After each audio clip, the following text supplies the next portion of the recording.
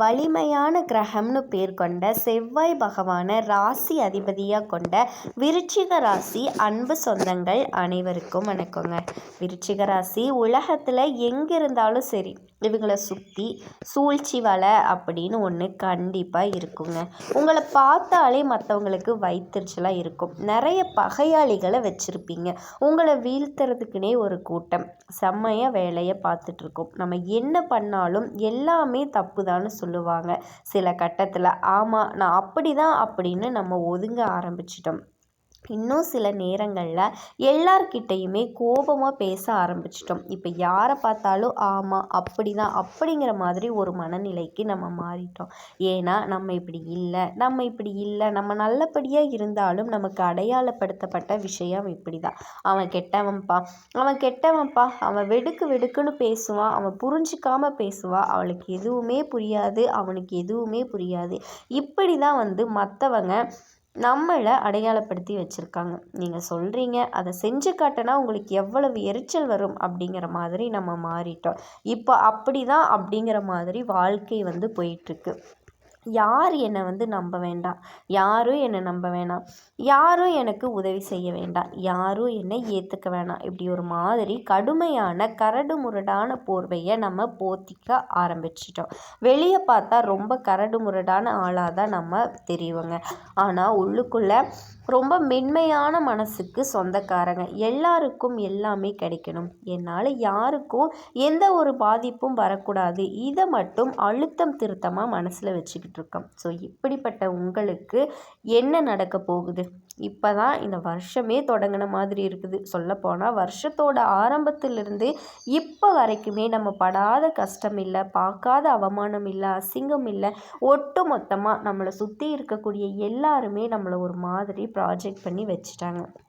இப்படி நம்ம யார்கிட்டையுமே அன்பும் இல்லை, பாசமும் இல்லை, எனக்கு யாரும் வேண்டாம் அப்படிங்கிற மாதிரி தனிமைப்பட்டு நிற்கிறோம். ஆனால் உங்களை பொறுத்த வரைக்கும் இந்த பதிவு எப்படி தெரியுமா இருக்கும்?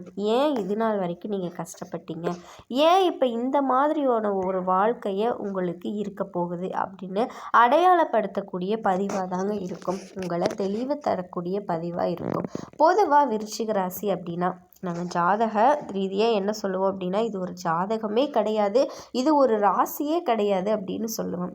ஏன்னா இவங்க ஒரு உன்னதமான உயிர், ஒரு மாற்றம், ஒரு மறுபிறவின்னு சொல்லலாங்க. சில நேரங்களில் இவங்க இருட்டில் இருந்தாலுமே மற்றவங்க சூழ்ச்சி பண்ணி இவங்களை கஷ்டத்தில் தள்ளினாலுமே இருந்த இடத்துல கூட வெளிச்சத்தை உருவாக்கக்கூடிய சக்தியை படைச்சவங்க இந்த விருச்சிக ராசிக்காரங்க.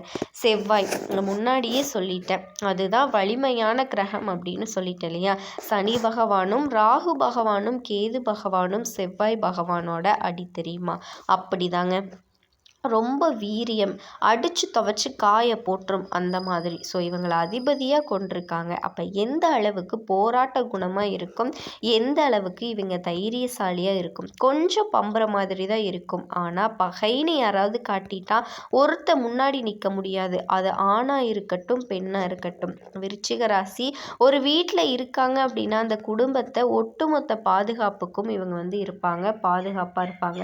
அதுக்குன்னு தப்புன்னு டக்குன்னு தண்டனைக்கெல்லாம் போக மாட்டாங்க. நியாயம்னா நியாயம், தர்மம்னா தர்மம், நியாயத்தோட பக்கம் தர்மத்தோட பக்கம் நிற்பாங்க. இவங்க தப்பு பண்ணியிருந்தா கேள்வி கேட்பாங்க. இவங்க எந்த நேரத்துலையும் சரி தப்பு பண்ண மாட்டாங்க. தெரியாமல் தப்பு பண்ணியிருந்தா அது குழந்தையாக இருந்தாலும் சரி காலில் விழுந்து மன்னிப்பு கேட்க தயங்கவே மாட்டாங்க. ஸோ இப்படிப்பட்ட வெட்டு ஒன்று துண்டு ரெண்டுன்னு பேசக்கூடிய உன்னதமான படைப்பு இந்த விருச்சிக ராசிக்குங்க. இப்போது உங்களை பொறுத்த வரைக்கும் கிரகநிலை சாதகமாக மாறுதுப்பா. அதனால் நீ நல்லா இருக்க போகிற, நான் வாக்கு சொல்கிறேன். குறிப்பாக உங்களுக்கான இடத்தை, உங்களுக்கான ராஜ்யத்தை நீங்களே உருவாக்கிடுவீங்க. ஆனால் கடந்த சில மாதமாக நம்ம என்ன நினச்சாலும் சரி, என்ன திட்டம் போட்டாலும் சரி, என்ன முயற்சி பண்ணாலும் சரி, எதுவுமே சிறப்பாக நடக்கலை. ஒரு மாதிரி அழுத்தமாக இருக்குது வாழ்க்கை. ஸோ இப்படி இருக்கக்கூடிய விருச்சிக ராசிக்கு ஒரு மாற்றத்தை தரக்கூடிய நாட்களாக வருதுங்க. கிரகங்களில் 4 கிரகங்கள் உங்களை தூக்கி பிடிக்குது. யார் அப்படின்னா சனி பகவான், குரு பகவான், செவ்வாய் பகவான், ராகு பகவான். இந்த 4 கிரகங்களுமே சோதனைகளை மறைச்சு ஒழிச்சு கட்டி உங்களை உயர்த்த ரெடியாக நிற்கிறாங்க. கிரகநிலைகளை பொறுத்த பொறுத்த வரைக்கும் செவ்வாய் உங்களுடைய அதிபதி. உங்கள் முயற்சிகளுக்கு சிறப்பை சேர்க்கக்கூடிய நேரம். குரு ஆதரவாக இருந்தாலும் சில தடைகளை பார்த்தீங்கன்னா கொஞ்சம் வேடிக்கை பார்ப்பாரு. ஆனால் உங்கள் மனசு வலிமையாக இருந்துட்டால் குரு பக்கபலமாக இருப்பாருங்க. நீ முயற்சி பண்ணணும், அதுதான் உங்களுக்கான ஒரே ஒரு டார்கெட். சனி பகவானை பொறுத்த வரைக்கும் உழைப்பை சோதிப்பார், ஆனால் அதற்கான பலனை உங்ககிட்ட சேர்த்து கொண்டு வந்துடுவாருங்க. இப்படி என்ன பண்ணணும் ஏது பண்ணணும் அப்படின்னு திட்டமிட்டு செயல்படுங்க. அடுத்தது ராகு. நம்மளை விருச்சிக ராசிக்காரங்களே, நல்லவங்க யார் கெட்டவங்க யார், எல்லாரும் நண்பர்கள், எல்லாரும் சொந்தக்காரங்க, எல்லாரும் நல்லவங்க, எல்லாரும் நமக்கானவங்க அப்படின்னு நினச்சிக்கிட்டு இருந்தீங்க இல்லையா? உண்மையான நண்பர்கள் யார், முகமூடி போட்டுக்கிட்டு உங்களை அழிக்கிறதுக்காக வந்திருக்கக்கூடியவங்க யார், நல்லவங்க யார் கெட்டவங்க யார், எல்லாத்தையுமே அக்கு வேற ஆணி வேற உங்களுக்கு தெரியப்படுத்திடுவாருங்க. இதை வெளிப்படுத்தக்கூடிய அமைப்பில் ராகு பகவான் உங்களுக்கு சோதனைகளை கொடுப்பாரு. இந்த கர்மங்கள் சேர்ந்து உங்கள் வாழ்க்கையை மாற்ற போகுது. சொல்லப்போனால் அந்த நேரம் எல்லாமே உங்களுக்கே அடையாளப்படுத்த போகுதுங்க. நீங்கள் யார், உங்களால் என்ன முடியும், ஏன் அது நாள் வரைக்கும் நீ இப்படி கஷ்டப்படுற, இனியாவது உங்கள் கஷ்டங்கள் எல்லாமே மாற்றிக்க முடியுமா, இனி நீங்கள் நல்லா இருப்பீங்களா, உங்களுக்கான வாய்ப்புகள் எப்படி இருக்கும், எல்லாத்தையுமே உங்கள் கையில் கொடுக்க போகுதுங்க இந்த பதிவு. ஒரு வழிகாட்டுதல், உங்களுக்கான வழிகாட்டுதல் கிடைக்க போகுது. கண்டிப்பாக உங்கள் வாழ்க்கை தடம் மாறி போகாமல் தடத்தில் போக போகுதுங்க. அதற்கான வழிகாட்டுதல் தான் இப்போ. இந்த நாட்களில் மனசில் சோதனை இருக்கும், ஆனால் வெளியில் வெற்றிகள் தொடரும். அதாவது இது நாள் வரைக்கும் உங்கள் வாழ்க்கை எப்படி இருக்குது, உள்ளுக்குள்ளே பயங்கர போராட்ட நிலை, வெளியில் ஆனால் பார்க்குறவனுக்கு எப்படி போகுது, அவனுக்கு என்னப்பா குறை, நல்லா ஜாலியாக ஜம்முன்னு இருக்கா, அவளுக்கு என்ன குறை, சொத்து பத்தெல்லாம் ஏகப்பட்ட நகை நட்டெல்லாம் வாங்கி குவிக்கிறான்ப்பா, சொத்தெல்லாம் வாங்கி கலக்குறான்ப்பா, இப்படி மற்றவங்க பேசியிருப்பாங்க. பகட்டு வாழ்க்கை வெளியில் இருந்திருக்கும். இனி அந்த பகட்டு வாழ்க்கை உண்மையாகும். ஆனால் அந்த கொஞ்சம் மனசளவில் கஷ்டப்படுவீங்க. ஓகேங்களா? சிலர் எதிர்பாராத வார்த்தைகளை பேசுவாங்க, உங்கள் மனசை நோகடிக்கிறாங்க. நான் சொன்னேன் இல்லையா, மனசு ஏன் கஷ்டப்படுது, நீ நல்லா இருப்பா, நீ நல்லா இருக்கிறத பார்த்தா வயிறு எரியும், மற்றவங்களுக்கு பொறாமப்படுவாங்க. அந்த மாதிரி ஒரு வாழ்க்கையை தான் வாழ போகிறீங்க. அதனால உங்கள் மனசை காயப்படுத்த ரெடியாக நிற்கிறாங்க. சிலர் உங்களை காயப்படுத்துகிற மாதிரி செயல்படுவாங்க, உங்களை கீழே தள்ளி விடுறதுக்கு ரெடியாக நிற்கிறாங்க. ஆனால் இங்கே தான் நீங்கள் கட்டாயமாக மாற்றத்தை ஏற்றுக்கிட்டு உங்களுக்குள்ள கட்டமைச்சிக்கணும். நல்லவங்க யார் கெட்டவங்க யார் அதை காட்டி கொடுத்துரும். இவங்களை கிட்ட வைக்கிறதா இல்லை தூரம் தள்ளுறதா, இதை நீங்கள் தான் முடிவு பண்ணணும். இல்லை பரவாயில்ல அப்படின்னு நினச்சிங்கன்னா உங்கள் நீங்களே தலையில் கல்லை கட்டிக்கிட்ட கணக்கு தாங்க. நீங்களே போய் கிணறுல குதிச்சு அப்படி தான் வெளியில் புதிய சிந்தனைகள் வரும். வேலை பார்க்குறவங்களுக்கு பதவி மாற்றம், புதிய ஆஃபர்ஸ்லாம் வரும். இப்போ நீங்கள் வேலை செய்கிற கம்பெனியிலேருந்து பெரிய கம்பெனியில் வேலை கிடைக்கும், பதவி உயர்வு கிடைக்கும். அரசாங்க உத்தியோகத்தில் இருந்தால் பதவி உயர்வு நிச்சயங்க. மேலதிகாரிகள் விருப்பம் போல் நடந்துக்குவாங்க. கூட வேலை பார்க்குறவங்க அன்பாகவும் ஆதரவாகவும் இருப்பாங்க. கல்வியில் முயற்சிகள் சின்ன சின்ன தடைகள் இருந்தாலுமே முடிவு அப்படிங்கிறது உங்களுக்கு சாதகமாக இருக்குங்க. உங்களுக்கு நான் சொல்ல வேண்டிய ஆலோசனை என்ன தெரியுமா, புதுசாக வேலையாக இருக்கட்டும், பிஸ்னஸாக இருக்கட்டும், கையெழுத்து போடுறீங்க அப்படின்னாலும் சரி, ஏதாவது புதுசாக செய்கிறீங்கனாலும் சரி, யாரையுமே நம்பாதீங்க. முடிஞ்ச அளவுக்கு நீங்கள் என்ன வேலை செஞ்சாலும் அதை ஒரு தடவைக்கு 10 தடவை சோதனை பண்ணிக்கோங்க. சரிங்களா? அது ஒப்பந்தங்கள் படித்து பார்த்து கையெழுத்து போடணும். யார் மேலேயும் நம்பிக்கை வைக்கக்கூடாது. நண்பன், தெரிஞ்சவங்க, இல்லை கூட பிறந்தவங்க, அது எல்லாமே வேண்டாம். வேறு வேலை, தொழில், அன்பு வேறு, பாசம் வேறு, அது கொஞ்சம் முக்கியமாக இருக்கட்டுங்க. உண்மையானவங்களை மட்டும் நம்புங்க. உண்மை இல்லைன்னு தெரிஞ்சால் கண்டிப்பாக யாரையுமே நம்ப வேண்டாம். தூக்கி எறிஞ்சிட்டு போய்கிட்டே இருங்க. இதோட உங்கள் வாழ்க்கை புதிய திசையில் மாறப்போகுது. உழைப்பினோட பலனை இப்போ நீங்கள் அனுபவிக்க ஆரம்பிப்பீங்க. குடும்பத்தில் மனமகிழ்ச்சி அடைங்க. பழைய கடன்கள் இப்போ சுத்தமாக அழிக்கக்கூடிய வாய்ப்பு அமையும். காதல் வாழ்க்கையில் இருந்த பழைய தகராறு முடிவுக்கு வருது. காதல் கல்யாணத்துக்கு முடிவாகும். நீங்கள் கீழே விழுந்த இடத்துலையே எழுந்து உட்காந்து ஒசந்து நிற்க போகிறீங்க. உங்களை பார்த்து சிரித்தவங்க எல்லாருமே உங்களை பார்த்து கை கட்டி நிற்க போகிறாங்க. விருச்சிக ராசி அன்பு சொந்தங்கள் அனைவருக்கும் வணக்கங்க. விருச்சிக ராசி ஒரு அசுர சக்தியிலிருந்து கடவுள் உருவாக்கின ஆன்மாங்க. நீங்கள் விருச்சிகம் அப்படிங்கிறது ஒரு சாதாரண ராசி இல்லைங்க. அது ஒரு மர்மம், அது ஒரு நெருப்பு, ஒரு நிழல்னு கூட சொல்லலாம். இந்த ராசிக்காரர்களை பற்றி சித்தர்கள் என்ன சொல்லியிருக்காங்க தெரியுமா? விருச்சிக ராசிக்காரர்களை பொறுத்த வரைக்கும் நல்ல ஏகபோக வாழ்க்கையை அனுபவிக்க வரலைங்க. அதாவது வழி இல்லாமல் ஒளி வருமா, கஷ்டம் இல்லாமல் வெளிச்சம் வருமா? அதனால தான் விருச்சிக ராசி கஷ்டப்படுது அப்படின்னு சொல்லியிருக்காங்க. விருச்சிக ராசிக்காரர்களை பொறுத்த வரைக்கும் இவங்க படக்கூடிய கஷ்டங்கள் அப்படிங்கிறது தண்டனை இல்லைங்க, அது ஒரு சுத்திகரிப்பு, பழைய கர்மத்தை எரிக்கக்கூடிய நெருப்புன்னு சொல்கிறேங்க. ஆனால் இப்போ உங்கள் வாழ்க்கையை பார்த்தீங்கன்னா மறுபிறப்புக்கான பாதை அப்படின்னு சொல்கிறாங்க. விருச்சிக ராசிக்காரங்க ரொம்ப நல்லவங்க. இப்போ எல்லாத்துக்கும் மேலே இந்த பதிவு உங்களுக்கு எப்படி இருக்கும் அப்படின்னா, விருச்சிக ராசிக்காரர்களுடைய மனசில் ஒரு கேள்வி எழுந்திருக்கும். எனக்கு தெரிஞ்சதை நான் யாருக்குமே, எனக்கு தெரிஞ்சு என் மனசால் நான் யாருக்குமே கெட்டது நினைக்கல, பண்ணலை. ஆனால் எனக்கு மட்டும் ஏன் இவ்வளவு கஷ்டம்? என்னை எல்லாரும் ஏன் வெறுக்கிறாங்க? என்னால் ஏன் எல்லாருக்குமே பிடிச்ச மாதிரி நடந்துக்க முடியல? என்னால் உண்மைக்கு புறம்பாக எதையுமே பண்ண முடியல. நான் உண்மையாக இருக்கிறதுனால என்னை யாருக்குமே பிடிக்கல. சில நேரங்களில் என்னடா இது, கெட்டது பண்ணுறவன்லாம் ரொம்ப சந்தோஷமாக இருக்கான், நல்லது பண்ணுறேன், நல்லது நினைக்கக்கூடிய எனக்கு மட்டும் ஏன் இவ்வளவு கஷ்டம்? சொல்லப்போனால் பச்சையாக பொய் சொல்கிறவங்க எல்லாருமே அப்படி பாசம் வைக்கிறாங்க. நான் பார்த்தீங்கன்னா உண்மைக்கும் உழைப்புக்கும் தோள் கொடுக்கக்கூடிய ஆள், எனக்கு மட்டும் ஏன் இவ்வளவு கஷ்டம்? என்னை வாழ விடலைனாலும் பரவாயில்ல, ஏன் தோற்கடிக்கணும் அப்படின்னு சொல்லிட்டு எதிரிகள் கூட்டம் அதிகமாக இருக்குங்க.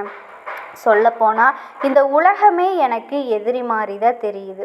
விருச்சிகத்தோட மனக்குமரலுங்க இது இல்லைன்னு உங்களால் மறுக்க முடியுமா? ஸோ இப்படிப்பட்ட கேள்விகளோடு இருக்கக்கூடிய விருச்சிகத்துக்கு இந்த பதிவு சத்தியமாக சொல்கிறேங்க ஒரு தெளிவான பதிலாக இருக்கும். கேள்விக்கான பதில் தரக்கூடிய பதிவுன்னு இப்போ நான் சொல்கிறேங்க.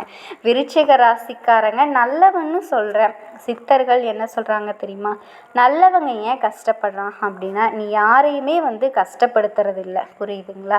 ஆனால் மற்றவங்களால் காயப்படுத்தக்கூடிய ராசி நீங்கள் யாரையுமே கஷ்டப்படுத்தலை, ஆனால் உங்களை கஷ்டப்படுத்தாமல் யாருமே இருக்கிறது இல்லை. ஏன்னா விருச்சிக ராசி பல ஜென்மத்திற்கு பிறகு பெறக்கூடிய ஆன்மாங்க. இப்போ இந்த ஆன்மா ஒருத்தருக்கு முன் ஜென்மத்தில் எப்படி இருந்திருக்கும் தெரியுமா? அதிகாரத்தோட வலிமையோட இருந்திருப்பீங்க. அப்போது சின்னதாக தவறுதலாக தெரிஞ்சோ தெரியாமலேயோ யாருக்காவது உங்களால் ஒரு ஆழமாக ஒரு காயம் ஏற்பட்டிருக்குங்க. அந்த கர்மம் தாங்க இப்போ சுத்தமாகுதுன்னு சொல்கிறாங்க. அதனால தான் உங்கள் வாழ்க்கை அப்படிங்கிறது ஆரம்பத்தில் வலி நிறைஞ்சதா, அதாவது காயங்கள் கஷ்டங்கள் நிறைஞ்சதாகவும் நடுவில் புரட்சிகரமாகவும் கடைசியில் அமைதியான ஒரு ஒளி பொருந்திய வாழ்க்கையை விருச்சிக ராசி அனுபவிக்கிறது நியதிங்க. இப்போ விருச்சிக ராசிக்காரர்களை பொறுத்த வரைக்கும் நேர்மை, உண்மை, ஆழம், இந்த சத்திய சபதம்னு சொல்லுவாங்க. இதை தாண்டி இவங்களால் எதையுமே யோசிக்க முடியாது. நீங்கள் கோடி ரூபாய் கொடுத்தாலும் இவங்களால உண்மைக்கு புறம்பாக எதுவுமே செய்ய முடியாது. ஆனால் பேசுறது மட்டும் அப்படி பேசுவாங்க. அப்படியே ஒரு மாதிரி கெட்டவங்க மாதிரியும் வெளியே தொடுறதுக்கு தெரியலாங்க. அவங்க தப்பு தான் பண்ணுவாங்க அப்படி மாதிரி கூட இவங்களுடைய செய்கை இருக்கலாம். ஆனால் உண்மைக்குமே உள்ளுருக்குள்ளேயும் சரி, இவங்களினுடைய செயல்பாடும் சரி, நல்லதை தாண்டி எதுவுமே இருக்காதுங்க. இருக்குன்னா இருக்குது, இல்லைன்னா இல்லை. நான் கெட்டவனு நீ நினைக்கிறியா? ஆமாம், அப்படி தான். யாருக்கும் ஜால்ரா அடிக்கிறதோ யாரையும் நினச்சி பேசுகிறதோ இவங்களுக்கு தெரியாது. சூதுவாது தெரியாமல் விருச்சிகம். ஸோ விருச்சிகனுக்கும் உண்மையை மறைக்கவே தெரியாதுங்க. ஆனால் உலகம் பொய்யத்தான் விரும்புது. அப்போ நீங்கள் இந்த கலியுகத்திற்கு அன்ஃபிட்னு சொல்லலாம். இந்த சூழ்ச்சி உலகத்தில் நீங்கள் செட் ஆக மாட்டீங்க அப்படிங்கிறது தாங்க அர்த்தம். அதனால் நீங்கள் கஷ்டப்படுறீங்க. இப்போது திருடனுக்கு திருட ஃப்ரெண்டு. மற்றவங்க எல்லாருமே திருடராக இருக்கிறப்ப நீங்கள் உண்மையாக இருக்கிறதுனால எல்லாரும் நீங்களும் திருடுற மாதிரி தான் தெரிவாங்க. ஸோ உங்களுடைய நேர்மை தாங்க உங்கள் வேலையாகவும் இருக்குது. ஓகேங்களா? இப்போ விருச்சிக ராசியோட மனசு கடல் மாதிரி, அதனால் வலி அதிகம். இப்போ கடல் எப்போவுமே கணக்கில்லாத ஆழம், அந்த மாதிரி தாங்க விருச்சிக ராசிக்காரர்களுடைய உணர்ச்சியும். அதுக்குள்ளே வலி இருந்தாலும் அவங்களுடைய சிரிப்பு அவங்கள வழி நடத்திக்கிட்டே இருக்கும். வெளியே பார்க்குறதுக்கு கடல் அமைதியாக இருக்கு இல்லைங்களா? அந்த மாதிரி தான் விருச்சிக ராசிக்காரங்க வெளியில் பார்க்குறதுக்கு சந்தோஷமாகவும் ஒரு குறையும் இல்லாத மாதிரி மற்றவங்களுக்கு தெரிஞ்சாலுமே உள்ளுக்குள்ளே பல புயல்கள் அடிச்சுக்கிட்டே தான் இருக்குது. மனப்போராட்டம் அதிகங்க. இப்போ கெட்டவன் ஏன் சிரிக்கிறான்? இதுக்கு காரணம் சொல்லட்டுமா? இந்த உலகம் வெளிப்புற வெற்றியை கடவுளாக பார்க்குதுங்க. நல்லவன் கஷ்டப்பட்டாலே பெரும்பாலும் யாருமே கேட்கறதில்ல. ஆனால் நல்லவன் கஷ்டப்படுறத பார்த்து கெட்டவன் சிரிக்கிறான். இப்போ நமக்கே தோணும் இல்லையா, நம்ம நல்லவங்களாக இருக்கோம், இவ்வளவு கஷ்டப்படுறோம், ஆனால் கெட்டது, பாவம், பழி எல்லாத்தையுமே இந்த உலகத்தில் எல்லா அயோக்கியத்தனத்தையும் பண்ணுறாங்க. ஆனால் எவ்வளவு சந்தோஷமாக இருக்காங்க. அவங்களுக்கு மட்டும் கடவுள் கொட்டி கொட்டி கொடுக்குறாருப்பா அப்படின்னு யோசிக்கிறேன் இல்லையா? நீங்களாகட்டும் நானாகட்டும் யோசிச்சிருக்கோம். ஏதாவது ஒரு கட்டத்தில் இந்த கேள்விகள் நம்ம மனசுக்குள்ளே ஒரு குமுறலாக இருந்துட்டு தாங்க இருக்கும். ஸோ இந்த கேள்விக்கு சித்தர்கள் என்ன சொல்கிறாங்க தெரியுமா? அவன் உன்னோட சோதனையை ஈஸியாக சீக்கிரமாக உனக்கு வேலை செய்கிறதுக்கு காரணம் கொஞ்சமாக இருக்குது, சீக்கிரமாக முடிஞ்சிடும். அதுக்கப்புறம் நிலையான சந்தோஷம், நிலையான வாழ்க்கை உங்களுக்கு அமையும். அவங்களுக்கு இன்னும் அவனோட கர்மத்தோட கணக்கு திறக்கப்படலைன்னு அர்த்தம்னு சொல்கிறாங்க. அவங்களுடைய கணக்கு புத்தகம் தாமதமாகதே தவிர அவங்களுடைய கணக்கு தீர்க்கப்படாமல் விடாதுன்னு சொல்கிறாங்க. கெட்டவன் உடனடியாக கஷ்டப்பட மாட்டான், அது ஒரு சோதனை இருக்குது. இப்போ நல்லவங்க கஷ்டப்படுறது என்ன சொல்கிறாங்க அப்படின்னா, சூனியம் வச்ச உடனே வேலை செய்யுது, ஆனால் சத்தியம் தாமதமாக தாங்க வேலை செய்யும். அந்த மாதிரி தான் நல்லவனுக்கு கஷ்டம் சீக்கிரமாக வேலை செஞ்சு சீக்கிரமாக முடிஞ்சு போயிடும். ஆனால் கெட்டவனுடைய கஷ்டம் அப்படிங்கிறது மெதுவாக தொடங்கி நிலச்சி அவனை அழிக்காமல் விடாது அப்படின்னு சொல்கிறாங்க. கெட்டவனோட சிரிப்பில் அமைதி இருக்காதுங்க, நல்லவனோட சிரிப்பில் அமைதி இருக்கும், தெய்வம் இருக்கும்னு சொல்கிறாங்க. ஸோ அவங்களுடைய சிரிப்பு அப்படிங்கிறது ஒரு அளவில் தாங்க இருக்கும், உதடளவில் தான் இருக்கும். ஆனால் அவங்களுடைய உள்ள அளவில் ஓய்வு இல்லாமல் தாங்க இருப்பான். ஏன்னா அவங்க தப்பு தண்டா பண்ணி பணம் சேர்த்துருக்கான், தப்பு தண்டா பண்ணி நிறைய விஷயங்களை வச்சுருக்கான். அப்போ அதை பாதுகாக்கிறதுக்கே அவன் மனப்போராட்டம் அதிகமாக பண்ண வேண்டியது இருக்குங்க.